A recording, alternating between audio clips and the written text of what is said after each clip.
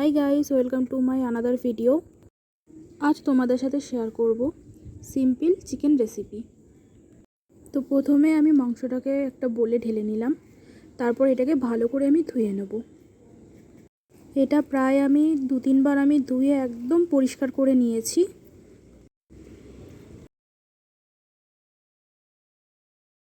তো চলো, এটা আমার ধোয়া হয়ে গেছে। এরপর আমি এর মধ্যে এক এক করে অ্যাড করে দিলাম লঙ্কা গুঁড়ো, হলুদ গুঁড়ো আর নুন, আর দিয়ে দেবো সামান্য ভিনিগার। আমি এখানে 2 চামচের একটু বেশি ভিনিগার অ্যাড করেছি।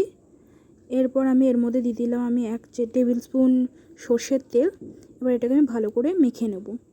যত ভালো করে মাখবে তত ভালো টেস্ট হবে।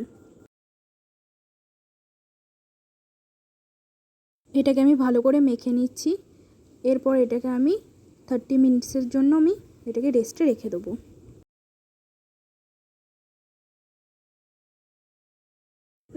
চলো, মাখাটা আমার ডান।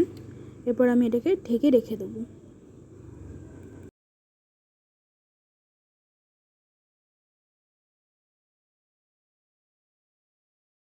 এরপর আমি অন্যদিকে পেঁয়াজ কুচি, রসুন, টমেটো কুচি আর আদা কুচি আমি মিক্সিং বলে দিয়ে দেবো। আমার আগে থেকে এর মধ্যে একটুখানি সমস্ত আনাজ দেওয়া ছিল। তো এটাকে চলো আমরা পেস্ট করে নিই।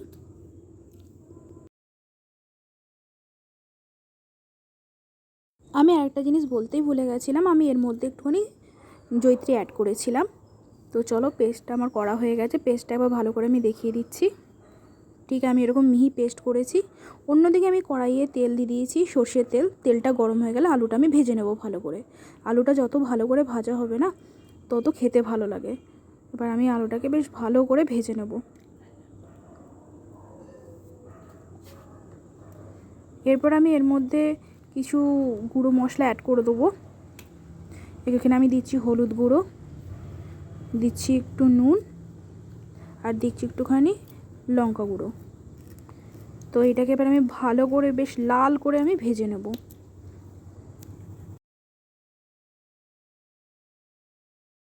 যতক্ষণ না আলুটার কালার চেঞ্জ হয়ে যাচ্ছে ততক্ষণ আমি ঢাকা চাপা দিয়ে আমি ভালো করে ভেজে নেব। দেখো আলুটা কি সুন্দর ভাজা হচ্ছে। আমি আরেকটু ভেজে নেব আলুটা। এবার আমি তুলে নিচ্ছি। দেখো কি সুন্দর ভাজাটা হয়েছে। চলো, এটাকে তুলে নেওয়া যাক। এবার এই একই তেলে আমি ফোড়ন দিয়ে দেবো। ফোড়নের মধ্যে আমি দিয়েছি চিনি, গোলমরিচ, লবঙ্গ, এলাচ, দারচিনি, বড় এলাচ, আর হচ্ছে শুকনো লঙ্কা, তেজপাতা, জয়িত্রী আর গোটা জিরে। তো ফোড়নটা আমি ভালো করে আমি এটাকে হতে দেব যতক্ষণ না ফোড়ন দিয়ে সুন্দর একটা স্মেল বেরোচ্ছে। তো ফোড়নটা আমার হয়ে গেছে। এর মধ্যে এবার আমি বাটা মশলাটা দিয়ে দেবো। তো এটা আমি পরিমাণ মতন বাটা মশলা দিচ্ছি, কারণ কি এতটা আমার লাগবে না। এটা আমি অন্য তরকারিটা দেবো বলে আমি ইউজ করেছি এটা।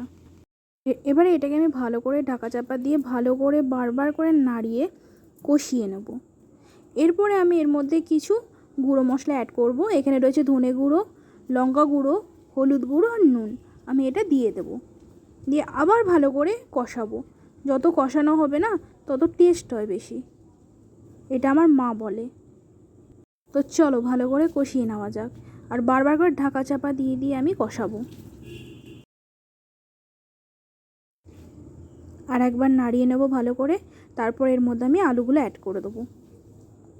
তো চলো আলুটা দিয়ে একটুখানি নাড়িয়ে নেওয়া যাক। এরপর আমি এর মধ্যে অ্যাড করে দেবো চিকেনগুলো। চলো চিকেনগুলো অ্যাড করে দিই।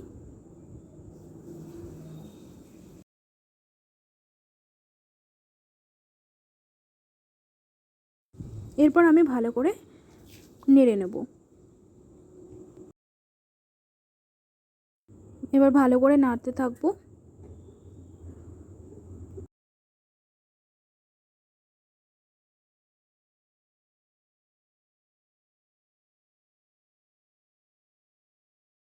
চিকেনটা দিয়েও না খুব ভালো করে কষাতে হবে, তাহলে না মশলাটা পুরো চিকেনের ভিতরে ঢুকে যাবে আর তত জুসি খেতে লাগবে।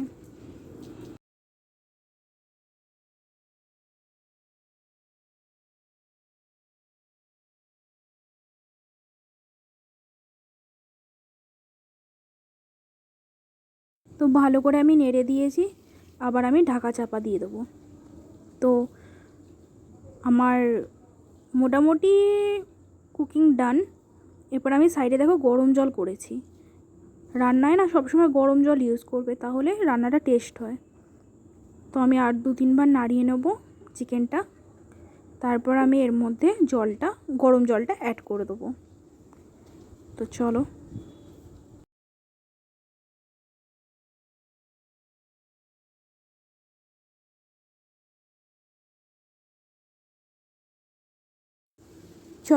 এবার আমি গরম জলটা অ্যাড করে দিই। প্রথমে অল্প একটুখানি দেব, দিয়ে আবার আমি ঢাকা চাপা দিয়ে এটাকে হতে দেবো প্রায় 10 মিনিটের মতো। তো চলো ঢাকাটা দিয়ে দিই।